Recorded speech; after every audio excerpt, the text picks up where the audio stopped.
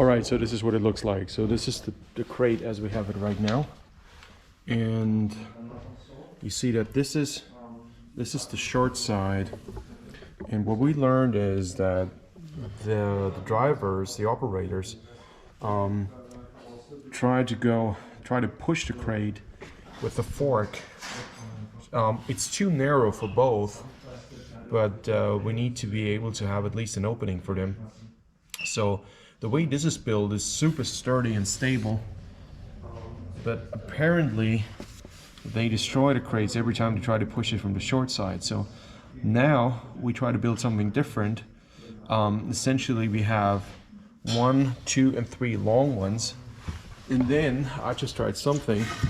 We connect this with a piece of wood that is slightly angled here, so this would be on the floor, so you can actually push it nicely, and it's also slightly angled on this side.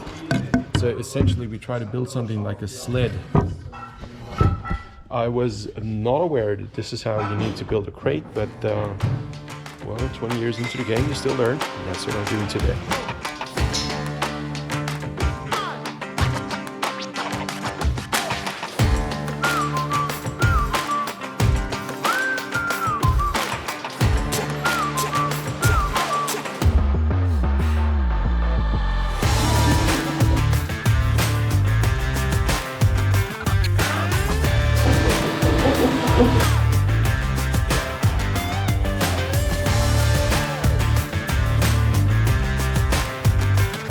So, yes, we have invested more than a day, actually 1.5 days so far, for building the new crates and for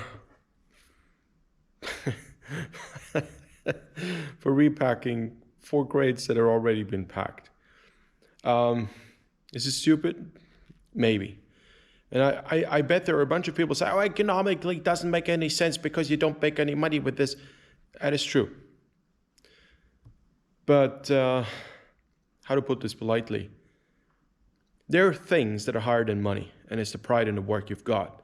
So I do the very best I can, and I'm not perfect. Oh, I'm so far away from being perfect. But if I can make something I do better, I will.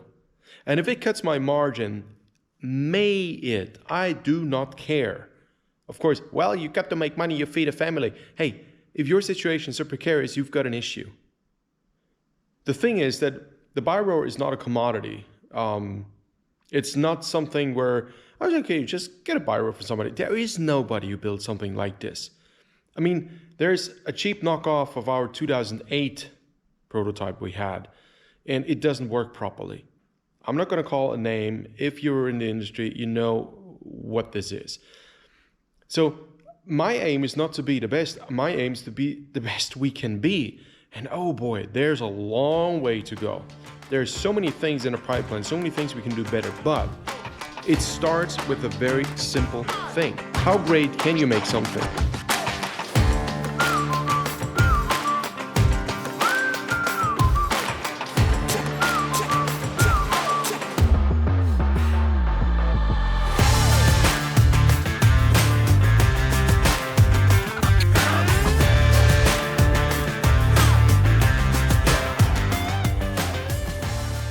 So if you look at that, it says, that's German, it says Europäischer Boden. This essentially means European flooring. Why?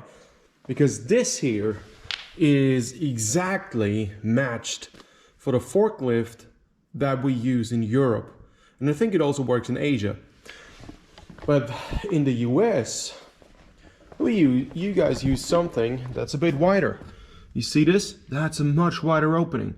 So we had a bunch of damages on these crates, and you've seen how well built they are because the forklifts wouldn't fit, and nobody bothered to tell us. And the moment we learned that we can improve that, actually within 48 hours, we rebuilt all the US crates we had.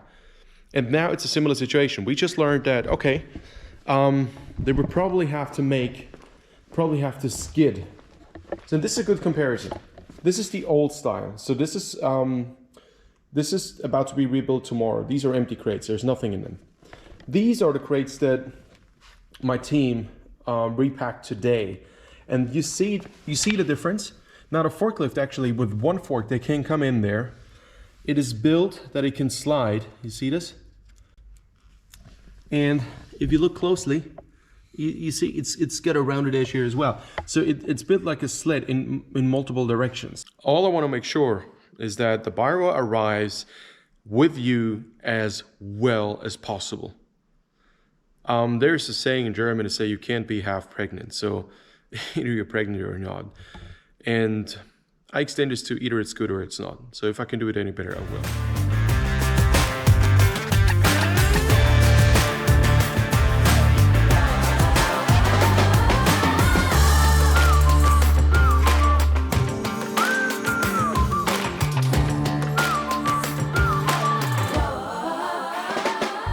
So just to show you what this looks like.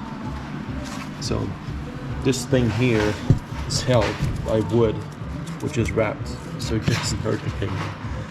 Now, we only have zip ties where it doesn't really matter, but here is going to be another piece of wood on top. This thing here holds the mainframe down, which is screwed into that part right there. So essentially it's a frame construction. This thing keeps the main body from sliding. This thing is not mounted yet. It keeps the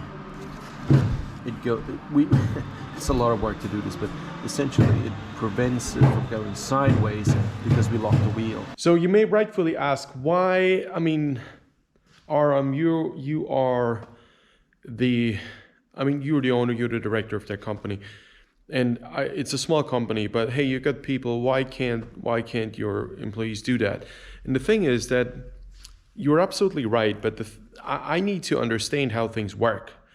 And it's much easier for me to explain somebody something when I've done it myself.